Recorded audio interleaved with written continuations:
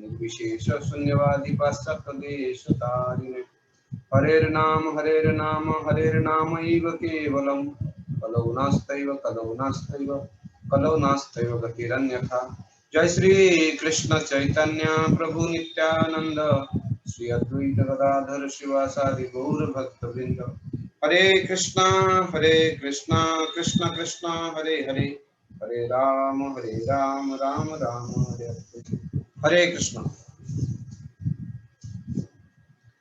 कल हम लोगों ने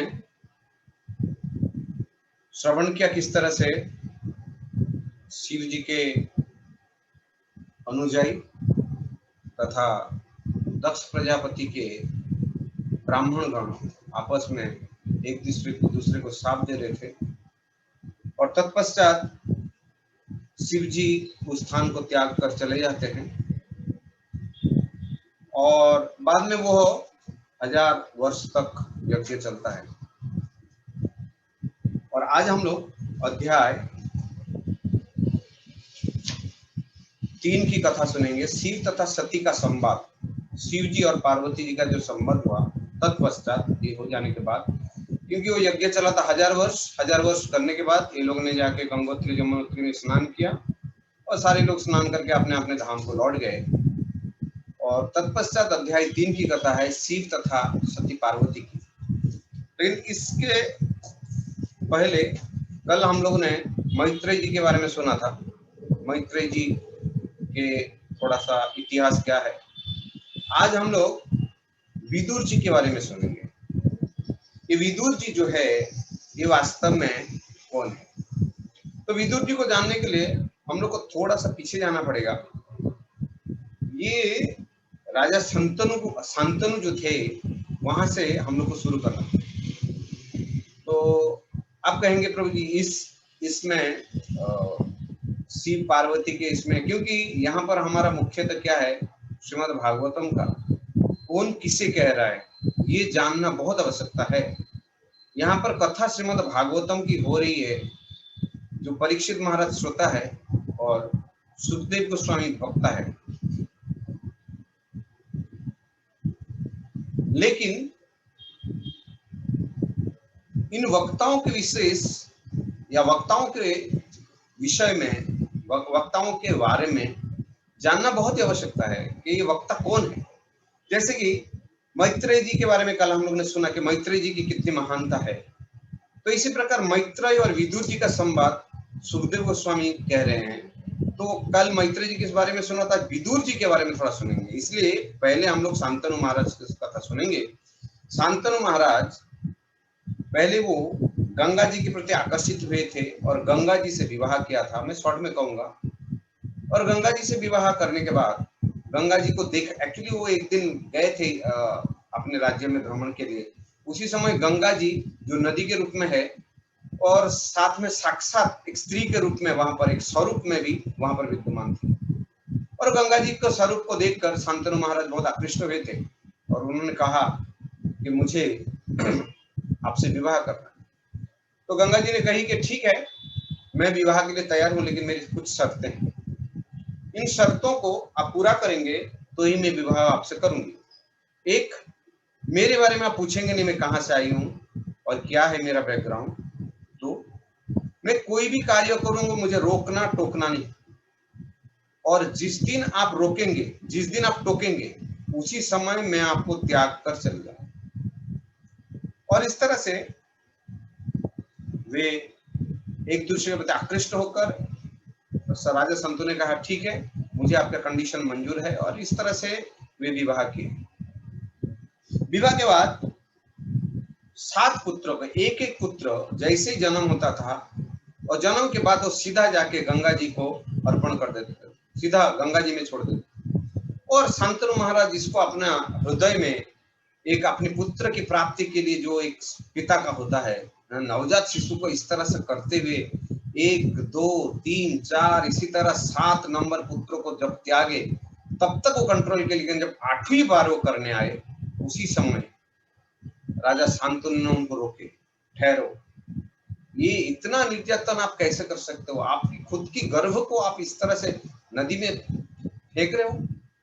तो तो उसी समय गंगा जी ने याद दिलाया कि आपका और हमारा कंडीशन क्या था मैरिज के टाइम पे, कृपया इसको समझिए और इसी समय में आपको त्याग कर जा रहा। लेकिन क्योंकि आपने इसी समय टोका, इसीलिए ये जो पुत्र है इसको मैं साथ में लेके जा रही हूँ, लेकिन इसको मैं आपको लौटा दूंगा एक समय के अनुसार।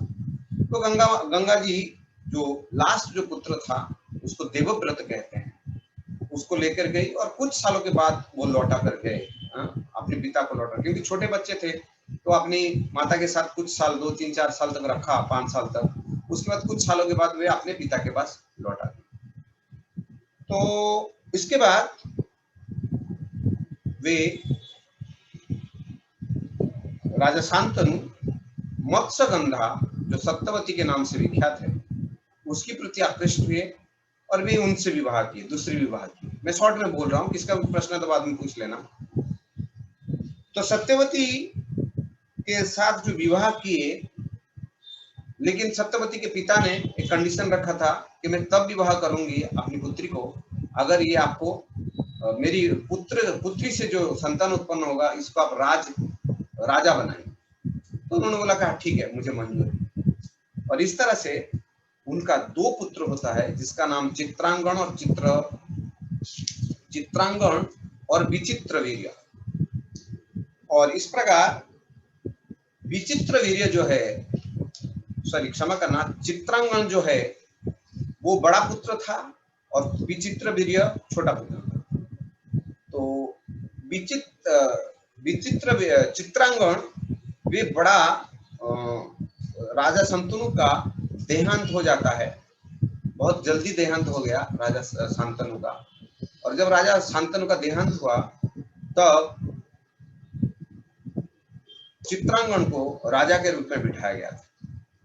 और चित्रांगण क्योंकि बहुत उम्र कम था उनका, और उम्र कम होने से उनको देवव्रत ने कहा कि ठीक है, मैं इनका राज का जो चेयर है, राज का जो कुर्सी है उसकी मैं देखभाल करूंगा, इसीलिए आप राजा बने रहो। और वो एक दूसरे का बहुत अच्छी तरह से चलते थे, पितामह भीष्म की बात के अनुसार वो राज्य करते थे। लेकिन ये चित्रांगण का और एक जो देवताओं में एक चित्रांगण है, वे इस हस्तिनापुर के राजा के प्रति ईर्ष्या करने लगे और ईर्ष्या में इनके साथ युद्ध किया। और इस 3 साल युद्ध में क्योंकि वो उम्र में कम था तो चित्रांगण को मार दिया जो गंधर्व चित्रांगण था। तो इस तरह से चित्रांगण मर जाने के बाद अब जो विचित्रवीर्य है उसको राज सिंहासन पर बिठाया गया। तो उस बार एक बार की बात है जब काशी नरेश अपनी 3 पुत्री का स्वयंवर कर रहे थे, अंबा, अंबिका और अंबालिका। तो उस समय सारे लोगों को बुलाया गया था लेकिन हस्तिनापुर को निमंत्रण नहीं दिया गया था। तो उस समय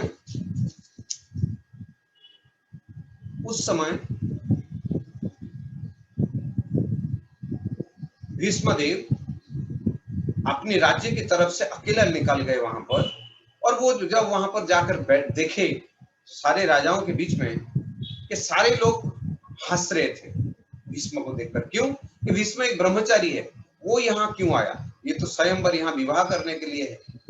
लेकिन क्योंकि भीष्मदेव के प्रति सारे लोग हंस रहे थे, इससे क्रोधित हो गए, जबकि वो गए थे अपने विचित्रवीर्य छोटे भाई के लिए एक लड़की लेने के लिए, 3 लड़की में से एक लड़की को लेके आएंगे। लेकिन जब सारे राजा लोग हंस रहे थे तो अपने जो, क्योंकि वो बहुत बड़ा एक धनुषधारी थे आप जानते हैं, तो उनको एक अपनी इंसल्ट फीलिंग करके उन्होंने क्या किया, अपनी शक्ति का प्रदर्शन किया और सारे राजाओं के समक्ष उनको चैलेंज किया कि अगर तुम लोग में शक्ति है तो मुझे हरा के देखो, मैं 3 लड़कियों को लेके जाता हूँ। और अंबा, अंबिका और अंबालिका को तीनों को अपहरण करके लेके आए। लेकिन जब लेकर आए उसी समय जो अंबा थी उसने कहा कि आपने ये क्या किया, मैं ऑलरेडी एक राजा को मन से अपनी पति मान चुका हूँ, अतः आप मुझे प्लीज लौटा दीजिए।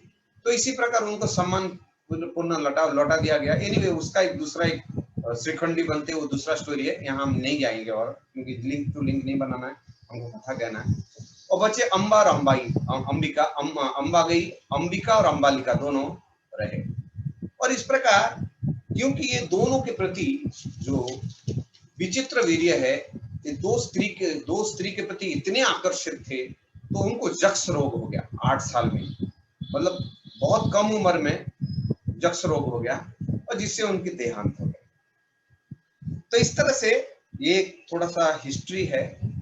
तो उसी समय हमको, और यहाँ पर वेदव्यास जी के बारे में भी थोड़ा सा बोलना है कि वेदव्यास जी कौन है। तो उसी समय आप लोग को जानते हैं कि किस तरह से राज धर्म में राजा के रूप में बैठने वाला कोई नहीं था।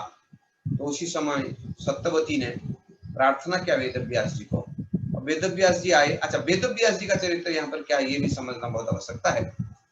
सत्यवती, जिसको मत्स्यगंधा के रूप में प्रसिद्ध है, वे नाव चलाती थी। तो एक समय की बात है, जब जमुना नदी में क्रॉस कराते थे पैसेंजर को इधर से वहां, तो पराशर मुनि उस नाव में चढ़े थे। तो उसी समय एक सुंदर समय का एक, क्योंकि वो त्रिकालदर्शी थे, वो समझ के इस समय कोई संतान अगर उत्पन्न हुआ तो वो विश्व के कल्याण के लिए या भगवान के कार्य के लिए बहुत उच्च माना जाता है, बहुत अच्छा माना जाता है। इस तरह से वे पराशर जी, क्योंकि समय निकलते जा रहा था, तो सत्यवती के साथ वो अपना संबंध बनाना चाहा, लेकिन सत्यवती ने कहा कि मैं इस तरह से संबंध नहीं बना सकती, मैं कुंवारी हूँ, लेकिन मेरी 4 शर्त है, 4 शर्त को अगर मंजूर कर दोगे तो मैं आपसे संबंध बनाने को तैयार हूँ। एक तो क्योंकि मैं मत्स्य के पेट से निकला था, मत्स्यगंधा, मेरी शरीर से दुर्गंध निकलता, ये दुर्गंध से सुगंध हो जाए, एक कंडीशन वो है। और क्योंकि मैं कुंवारी हूं, अभी मेरी विवाह नहीं हुई है, और आप मुझसे संतान उत्पन्न करेंगे तो इस बात को किसी को पता ना चले, और मेरी कुंवारता जो है, मैं कुंवारी जो है, मेरी विर्जिनिटी वो नष्ट ना हो। 2 कंडीशन। तीसरा कंडीशन है कि इससे ये जो हम लोग संबंध बनाए, इसको कोई देखे नहीं, इसीलिए कोहड़ा के रूप में आप लोग जानते हैं किस तरह से तुरंत कोहड़ा आ गया था, तो कोहड़ा बोलते ना, फोग आ गया था। 3, और इस तरह से चौथा है कि मेरी जो दुर्गंध है, दुर्गंध ना रहे तो सुगंध में फैल जाए। इस तरह से 4 कंडीशन उन्होंने बोला कि ठीक है, मुझे मंजूर है। और इस तरह से विवाह के पहले उन्होंने पराशर जी का संबंध बनाकर वेदव्यास जी का उत्पन्न हुआ। ये वेदव्यास जी का उत्पन्न। तो वेदव्यास जी से फिर ये जो अंबिका और अम्बालिका, अंबिका जब देखी वेदव्यास जी को संबंध बनाने के लिए, क्योंकि यहाँ पर राज सिंहासन में कोई होगा नहीं, तो उस समय परमिशन था कि अपनी भाभी के पेट से देवर जी बच्चा उत्पन्न कर सकता है अगर बड़ा भाई का मृत्यु हो जाता है। उस समय था, जबकि कलयुग में ये पालन नहीं है, क्योंकि कलयुग में सब अधर्म है, अधम लोग हैं सब, इसके लिए ये लागू नहीं होता है। तो उसी समय क्योंकि अंबिका जो है वो डरी हुई थी, इसलिए अंधा पुत्र हुआ जिसका नाम धृतराष्ट्र है। और उसके बाद जो अंबालिका है, उसके पास गई तो वो थोड़ा सा डरी हुई थी, वो आंख बंद कर ली थी, सॉरी क्षमा करना, इसलिए वो धृतराष्ट्र हुआ। और जो अंबालिका है वो डरी हुई थी, डर के मारे जो एक थोड़ा कमजोर के रूप में पुत्र उत्पन्न हुआ जिसको पांडु कहते हैं। तो इस तरह से हमारा थोड़ा सा ये है। अच्छा, फिर हम लोग आते हैं विदुर। विदुर जी क्या है? विदुर जी को दासी पुत्र कहते हैं या रखेल, ऐसे श्रील प्रभुपाद हिंदी में ट्रांसलेट में रखेल लिखा है। रखेल का अर्थ क्या होता है कि पहले के जमाने में जो राजा लोग थे, वो जब विवाह किसी को देते थे अपनी पुत्री राजकुमारी को, इस समय हम लोग देख सकते हैं कि बड़े करोड़पति लोग 2-4 गाड़ी दे देते हैं, बहुत चीजें दे देते हैं, फ्लैट दे देते हैं, इतना हम देख रहे हैं अभी फिलहाल हमारे समय। लेकिन उस समय ये गाड़ी वाड़ी नहीं होती थी, रथ होता था, घोड़ा होता था, सोने के साथ होता है, और बॉडीज जैसे कि मैन पावर, क्योंकि मेरी राजकुमारी है, वो काम ना करना पड़े, इसलिए उनको क्या दिया जाता था, उनको राजकुमारी दासी दी जाती थी, लेकिन 10-20 दासी एक साथ दे दी जाती थी। लेकिन उनमें कंडीशन रखता था कि उनसे उत्पन्न कोई पुत्र उत्पन्न ना करे। बहुत सारा लिंक आ रहा है, लेकिन हम उसमें नहीं जाएंगे। जैसे ययाति महाराज और ययाति महाराज को भी जब शर्मिष्ठा को देवयानी के साथ भेजा गया था दासी के रूप में, लेकिन कंडीशन रखा गया था कि, और ये जो देवयानी थी ये किसके पुत्री थी, ये शुक्राचार्य की पुत्री थी। हाँ, ये एक चैलेंज के रूप में भेजा गया था कि दासी के रूप में जाओ, लेकिन कंडीशन रखा था तुम इससे पुत्र उत्पन्न नहीं कर सकते। तो एनीवे वो सब टॉपिक हम नहीं जाएंगे, जस्ट एक दृष्टांत आया तो मैं बता रहा हूँ। यहाँ पर हम लोग समझेंगे इस चीज को।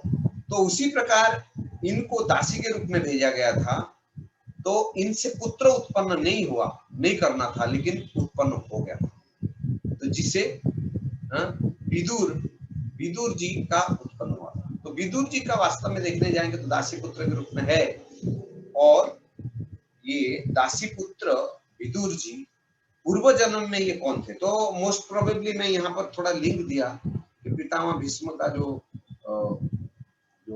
शांतनु महाराज का जो है आगे का क्या है, और यहाँ विदुर जी के बारे में हमको थोड़ा सा बोलना था।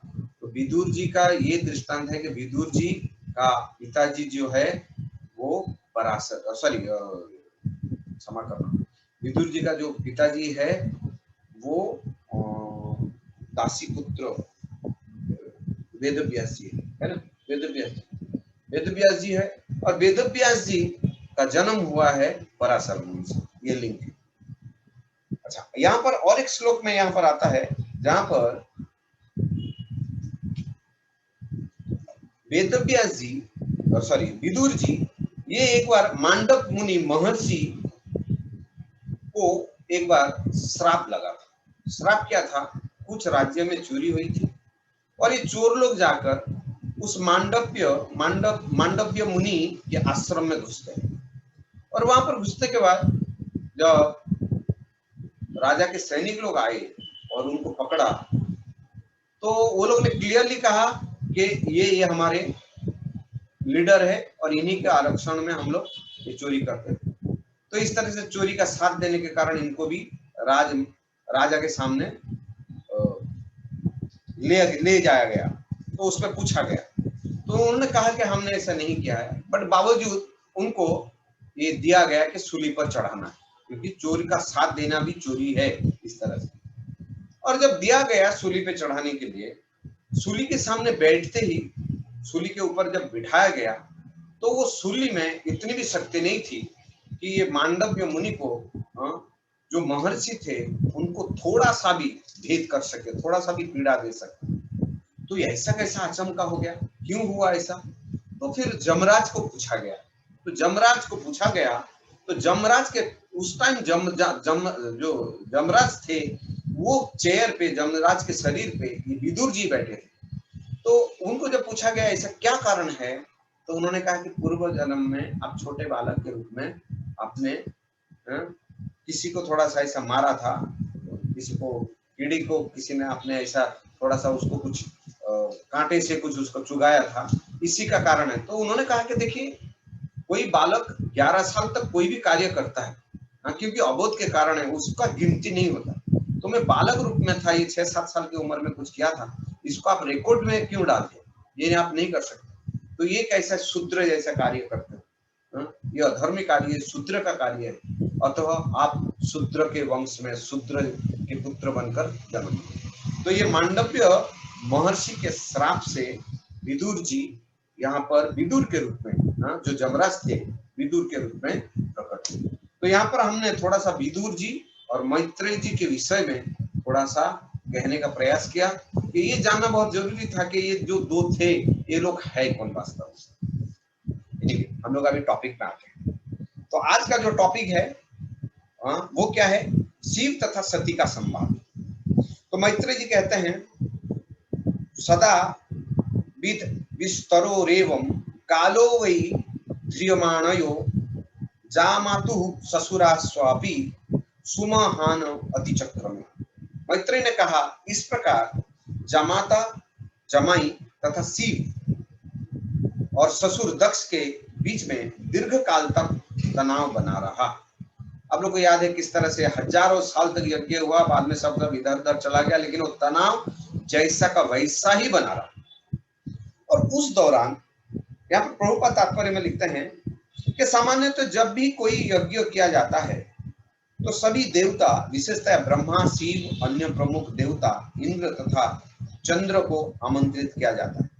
यहाँ पर ये क्या है कि नेक्स्ट में श्लोक में क्या आएगा कि मैत्रेय ने कहा, इस प्रकार जमाता शिव और ससुर दक्ष के बीच में दीर्घकाल तक तनाव बना रहा और उसी के दौरान ब्रह्मा जी ने क्या किया कि समस्त प्रजापतियों की मुखिया के रूप में दक्ष प्रजापति को लीडर बना दिया। पिता बोलते ना, पिता का प्रेम, तो पिता का प्रेम था दक्ष प्रजापति के प्रति और सारे प्रजापतियों का लीडर जो था वो दक्ष को बना दिया। दक्ष प्रजापति वैसे ही अहंकार में फूल रहे थे, घमंड में थे और उसके साथ साथ के प्रतिष्ठा मिल गया, चेयर मिल गया उनको, प्रजापतियों का लीडर बना दिया। तो उसी समय क्या हो गया, तो यहाँ पर श्रील प्रभुपाद तात्पर्य में कहते हैं शिव जी के प्रति ईर्षा देश तो था ही पहले से, उनके प्रति जो शत्रु भाव था ही, किंतु उसे समस्त प्रजापतियों का अधीक्षक नियुक्त कर दिया गया। इससे उनका गर्व जो है अतीव बढ़ गया। और इसके बाद जब वो लीडर बने, सारे प्रजापतियों का प्रेसिडेंट बने, उसके बाद पुनः उन्होंने दक्ष ने क्या किया, एक बृहस्पति शव एक यज्ञ होता है और इस यज्ञ के अनुष्ठान करना प्रारंभ कर। लेकिन ये बृहस्पति शव का ऐसा यज्ञ होता है, इस यज्ञ के पहले एक यज्ञ करना पड़ता है, तब जाके दूसरी राउंड में बृहस्पति शव को कंप्लीट किया जाता है। तो दो यज्ञ का कंबाइंड होता है। बृहस्पति सब एक यज्ञ दिख रहा है, लेकिन उसके पहले एक वाजपेय यज्ञ है, उसको करने के बाद फिर ये बृहस्पति सब यज्ञ किया जाता है। अच्छा, इस यज्ञ में जब दक्ष प्रजापति कर रहे थे, शिव जी को नहीं बुलाया, ब्रह्मा जी को भी उनको कॉन्फिडेंट था कि मैं ब्रह्मा जी को भी अपने बस में कर लूंगा, क्योंकि ब्रह्मा जी की कृपा से ही मैं समझो प्रेसिडेंट बना और ब्रह्मा जी की कृपा है मेरे पे। और शिव जी को तो मान ही नहीं रहे, तो जिसके प्रति श्रद्धा नहीं है, जिसको गाली दे रहे थे, ईर्षा कर रहे थे, उनके प्रति क्या उनको सम्मान करना या उसकी महत्व देना, तो इस तरह भाव में थे। तो श्रील प्रभुपाद का यहाँ थोड़ा सा तात्पर्य समझेंगे। सामान्यतः जब कोई यज्ञ किया जाता है तो सभी देवता, विशेषतया ब्रह्मा, शिव तथा अन्य प्रमुख देवता इंद्र तथा चंद्र को आमंत्रित किया जाता है और वे सम्मिलित होते हैं। कहा जाता है कि जब तक ये देवता उपस्थित ना रहे तब तक यज्ञ पूरा नहीं है। लेकिन दामाद तथा ससुर के बीच तनाव बना हुआ था और उसी समय दक्ष ने दूसरा यज्ञ भी प्रारंभ कर दिया, जिससे शिव को आमंत्रित नहीं किया गया और मुख्य प्रजापति के रूप में नियुक्त किया था, तथा ब्रह्मा जी का पुत्र तो था ही, ब्रह्मा जी का पुत्र तो था ही, और उसके बाद उसको ऊंचा पद प्रेसिडेंट, प्रजापतियों का प्रेसिडेंट बना दिया गया। उससे उसकी घमंड और बढ़ने लगा। तो शिव जी के प्रति ईर्षा देश शत्रु भाव से पूर्ण था, किंतु उसने समस्त प्रजापतियों का अधीक्षक नियुक्त कर दिया गया। इससे अतीव गर्व हो गया।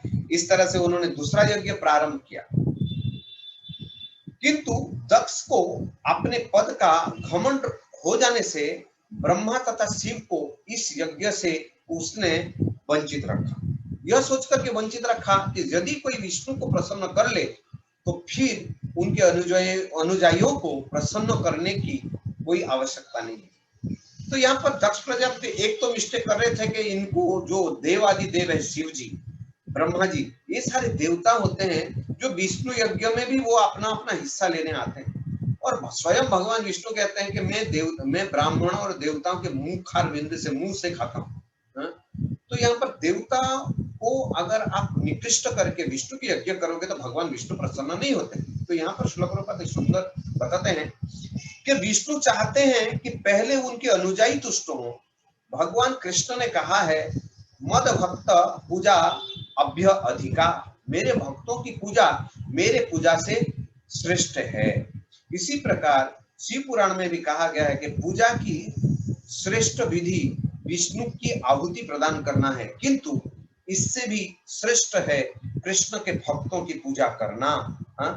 इस प्रकार यज्ञ में शिव की अपेक्षा करना समुचित दक्ष द्वारा ठीक नहीं था। तो इस तरह से हम लोग समझ सकते हैं कि ये इनको अलग रखकर विष्णु की यज्ञ करना शुरू कर दिया और उनको लगा कि विष्णु यज्ञ करेंगे तो विष्णु अपनी जो उनके भक्त लोग हैं, भक्तगण है, वो तो ऑटोमेटिक मान जाएंगे कि, लेकिन यहाँ काम उल्टा हो गया।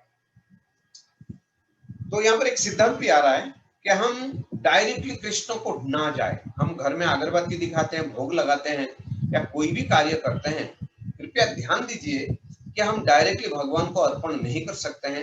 पहले गुरु से परमिशन लेते हैं, आचार्यों से परमिशन लेते हैं, चैतन्य महाप्रभु से परमिशन लेते हैं, तब जाके हम भगवान को ऑफर करते। हाथ हमारा रहता है, लेकिन परमिशन लेना मतलब है भगवान, हम यज्ञ नहीं है भगवान की सेवा करना, गुरु हमें यज्ञ प्रदान करते हैं। तो हाथ हमारा है, लेकिन वास्तव में वो गुरु ही भगवान की प्रतिनिधि के रूप में पूजा करते हैं। इसको हमको समझना बहुत आवश्यकता है। जो ये यज्ञ में भी यहाँ पर दक्ष प्रजापति ने जो गलती की, वो गलती हम ना करें कदापि। इसको समझना बहुत आवश्यकता है। और देवताओं के प्रति ईर्ष्या भाव कदापि किसी के मन में ना रहे कि हम कृष्ण की भक्ति कर रहे हैं तो सारे देवी देवता जो है वो निकृष्ट है। ये निकृष्ट भाव जो है हमको निकृष्ट से और अधम बना देगा। हम कृष्ण के लिए हमारी प्रेममयी सेवा करें, लेकिन बाकी जो उनकी जो देवता लोकपाल आदि हैं उनके प्रति भी सदा अपने सम्मान देने में हमारी कोई कंजूसी नहीं दिखानी चाहिए, क्योंकि ये हमसे श्रेष्ठ है। हम अभी भक्ति कर रहे हैं, ये करोड़ों करोड़ों साल से भगवान की सेवा में नियुक्त है, भगवान की सेवा के अनुसार, और उनकी जब जरूरत पड़ती भगवान की तो इनको बुलाते हैं। हमको कितनी बार फोन आया, भगवान ने हमको फोन किया। आज करोड़ों करोड़ों साल से पापमय जीवन से छोड़ा उठ के हम लोग हरे कृष्ण मंत्र जप कर रहे हैं। तो कृपया इस चीज को ना समझे, यही अहंकार, इसी को ही माया का स्वरूप माना जाता है। इसीलिए अपने आप को निकृष्ट माने रहना ये भक्तों का एक स्वरूप होना है। और जितना निकृष्ट रूप में हम अपने आप को समझेंगे उतना ही भगवान की कृपा होगी, क्योंकि ये सिद्धांत होता है कि पानी जो है ना, जितना गड्ढा है पानी उधर ही जाके जमा होता है। तो भगवान की कृपा एक पानी है, और हम जितने अपने आप को नीचे जैसे तृण पक्षा उससे छोटा भी समझेंगे तो भगवान की कृपा प्राप्त होगी। तो इसी प्रकार आगे बढ़ते हुए यहाँ पर जब यज्ञ संपन्न हो रहा था तो ब्रह्मांड के विभिन्न, अब यहाँ पर यज्ञ चलना शुरू हुआ, प्रारंभ हो रहा था। एक यज्ञ हुआ था बृहस्पति यज्ञ का, बृहस्पति सबका दूसरा का प्लानिंग चल रहा था। उसी समय इन्होंने क्या किया,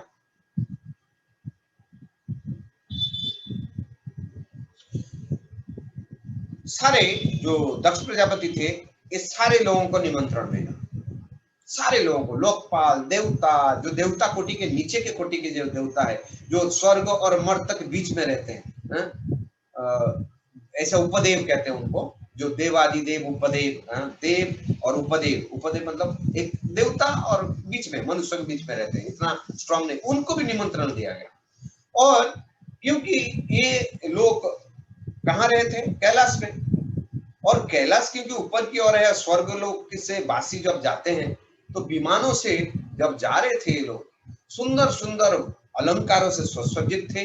हस्बैंड वाइफ देवता विमान पर बैठकर अच्छे अच्छे कपड़े पहनकर श्रृंगार करते हुए प्रफुल्ल चित्त मन से, जैसे कि एक सुंदर एक जगह में जा रहे हैं, आमंत्रित है, और उस आमंत्रण में जैसे कोई मानो कि करोड़पति अरबपति घर का कोई विवाह होता है या फंक्शन होता है, तो लोग कैसे सुंदर ड्रेस पहन के अपने आप को चमकाते हुए अच्छे कार में, अच्छे इसमें प्रफुल्लित होके जाते हैं। तो इसी प्रकार मानो ये वैसा ही मूड है यहाँ। तो इस तरह से वो सारे लोग जब जा रहे थे, अब सती जी को थोड़ा सा ऐसा लगा कि ये सारे देवता जा कहाँ रहे, तो उनकी कथा, वो लोग सिर्फ ऐसा नहीं जा रहे थे, कथा सुन रहे थे, अरे यार सुंदर, दक्ष जी ने हमको निमंत्रण दिया, जाके हम ऐसा करेंगे वैसा करेंगे। तो ये सती जी को पता चला कि पिताजी, दक्ष मतलब मेरे पिताजी, और पिताजी के घर में इतना सुंदर प्रोग्राम चल रहा है और हमें तो निमंत्रण नहीं दिया गया, ठीक है, लेकिन सारे लोग जा रहे हैं। अब ये इसकी मन जो है कदाचित, आप देखिए कोई भी लड़की हो, कितना भी उसकी मायके से रिश्ता खराब हो, लेकिन अगर कदाचित उनके मन में या उनके कान में ये बात पता चल जाता है कि उनकी पिताजी के यहाँ बहुत बड़ा अनुष्ठान हो रहा है, वो स्त्री कहीं भी रहेगी, वो मन उसका पिताजी के वहां ही रहेगा, क्या हो रहा होगा, कौन आया होगा। तो सती जी वास्तव में ये तो समृद्धशाली थी, लेकिन वो स्त्री तो है ही, तो स्त्री का एक स्वभाव होता है, उसके नाते वो विचलित हुई और वो जाकर शिव जी के पास गई, और शिव जी के पास जाकर वो कहने लगी कि प्रजापतिस्ते ससुरस्य सांप्रतम नीर्यो पितो यज्ञ महोत्सव किल वयं च तत्र अभिसराम वामते यद यद यर्थी तामी विबुधा वजंती। तो सती ने कहा, हे प्राण प्रिय, हे मेरी हस्बैंड, हे मेरी पति, हे शिव, इस समय आपके ससुर एक महान यज्ञ कर रहे हैं और सभी देवता जो आमंत्रित होकर वहीं जा रहे हैं, यदि आप कहें तो हमें भी, हम और आप दोनों उसी अनुष्ठान में चलते हैं। तो सती एक सिंपल हार्टेड स्त्री थी और यह प्रस्ताव उन्होंने शिव जी के सामने कही। तो कहने लगी कि मैं सोचती हूं कि मेरी सभी बहनें वहां आएंगी, सारे संबंधियों से भेंट होंगी, अपने अपने पतियों सहित वे महान यज्ञ में अवश्य ही होंगी। मैं भी अपने पिता द्वारा प्रदत्त आभूषणों से अपने को आभूषित करके आपके सहित उस उत्सव में भाग लेने के लिए इच्छुक हूं। वो कहने लगी, पिताजी ने वो बहुत सारे अलंकार दिए हैं, गहना आदि दिए हैं, उनको मैं धारण करूंगी और मैं जाकर वहां पर बहुत सारे लोग जिनको मैं कभी देख के काफी दिन हो गया, वो अपने पतियों के साथ आएंगे और उनके साथ में मिलना हो जाएगा अलंकार सहित। मैं भी यहाँ सज धज कर आपके साथ, आपके हाथ पकड़कर हम भी जाएंगे वहां। ये भाव थी उनका। तो वहां पर कौन कौन होगी ना, वहां पर मेरी बहनें होंगी। आपको पहले कह दिया था कि 16 बहन है सती का।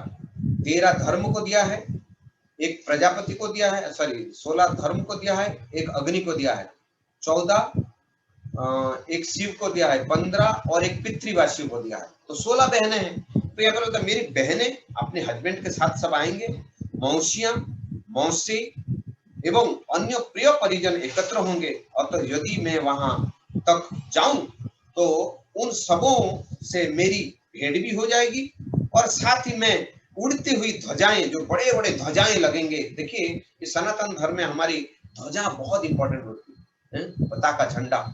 ये झंडा होना बहुत आवश्यकता है। बहुत बड़े बड़े ध्वजाएं देखते हैं। देखिए उस समय सती जी के टाइम पे, शायद हमारे इस समय हम कभी नहीं सोचते कि हम कहीं उत्सव में जा रहे हैं ध्वजा देखने के लिए, लेकिन ध्वजा आरोहण होता है। लेकिन ये देखिए, ये सती जी से सीखना चाहिए ध्वजा का कितने महत्व है। उन ध्वजाओं को जब आरोहण किया जाएगा उत्सवों में, उसको देखूंगी। तथा ऋषियों द्वारा संपन्न होंगे ये यज्ञ, वो भी देख सकूंगी साथ में। देखिए कितना कार्य, कितनी सारे पॉइंट बता रही है। एक तो मैं जो देवता, जो पिताजी मेरे को अलंकार दिए हैं, सारे गहना वो पड़ा हुआ है, उसको मैं धारण करूंगी और साथ में मैं वहां जाऊंगी तो मेरी बहन, मेरे मौसी, मेरे मौसे तथा जो अन्य है सारे लोग आएंगे, उनको मैं भेंट कर लूंगी, ध्वजाओं का दर्शन कर लूंगी और साथ में जो बहुत सुंदर यज्ञ का अनुष्ठान है, क्योंकि सतयुग था, ध्यान दीजिए उस टाइम यज्ञ कृत्य ध्यायते विष्णु प्रेतायाम जजुतम, सॉरी शायद पता नहीं कौन सी, लेकिन यज्ञ का बहुत महान था उस टाइम। तो इसी कारण से मैं जाने के लिए अत्यंत उत्सुक हूं। और इस तरह से सती जी पॉइंट टू पॉइंट कह रही है। तो यह दृश्य जगत त्रिगुणों के, अब यह सिद्धांत में थोड़ा सा समझा रही। देखिए खाली हम जाके पति के सामने ऐसा पॉइंट ना रखते कि हाँ हमको चलना है, हमको चलना है। कितनी सुंदर स्टेप बाय स्टेप समझा रहे हैं। शिव जी कुछ कह नहीं रहे, शिव जी खाली सुन रहे इस चीजों को।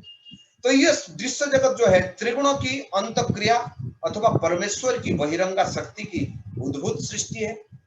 आप इस वास्तविकता से भली भांति परिचित हैं शिव जी, किंतु मैं तो अबला स्त्री हूं और जैसा आप जानते हैं मैं सत्य से अनभिज्ञ हूं। अतः मैं एक बार फिर से अपनी जन्मभूमि देखना चाहता हूं। जन्मभूमि को, जन्मभूमि की महिमा बहुत है। व्यक्ति कोई भी हो, कितना भी बड़ा हो जाओ, कहीं भी चले जाए, लेकिन उस जन्मभूमि को कभी नहीं भूलता, कभी नहीं भूलता। कोई भी व्यक्ति को आप देख लो। तो सती जी जो पॉइंट बोल रही बिल्कुल सही बोल रही कि मैं अपनी जन्मभूमि को देख लूं। बहुत दिन हो गया मैं गया नहीं हूं और यही बढ़िया मौका है, चलते हैं वहां पर। तो हे अजन्मा नीलकंठ, न केवल मेरे संबंधी वरन अन्य स्त्री भी अच्छे अच्छे वस्त्र पहने और आभूषणों से अलंकृत होकर अपने पतियों तथा मित्रों के साथ जा रही है। जरा देखो तो कि उनके श्वेत विमानों ने सारे आकाश को किस तरह सुशोभित कर रखा है।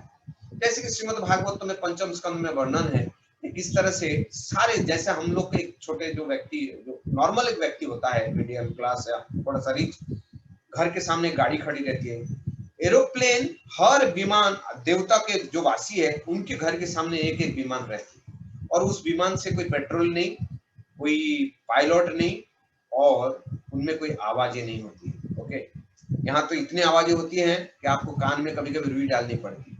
तो इन पॉइंट को वे यहाँ बता रही कि श्वेत विमान ने सारे आकाश को, जो विमान थे वहां के, जो सारे देवी देवता जा रहे थे, उन विमान का जो रंग था वो श्वेत व्हाइट था। और ये आकाश को किस प्रकार सुशोभित कर रहा था। वैसे ही आकाश श्वेत होता है, उसमें इन विमानों से जा रहे थे श्वेत, और अलग अलग विमानों से अलग अलग लोकों से सब आ रहे थे यहाँ। तो इस चीज को सती जी को बहुत आकर्षित किया।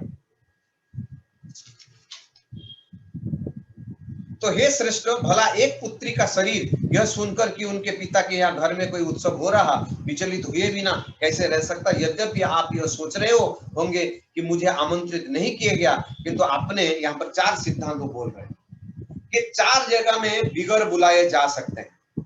एक मित्र, दूसरा पति, तीसरा गुरु, चौथा पिता।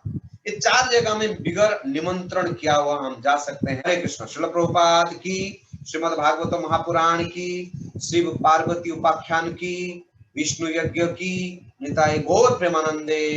हरि हरि।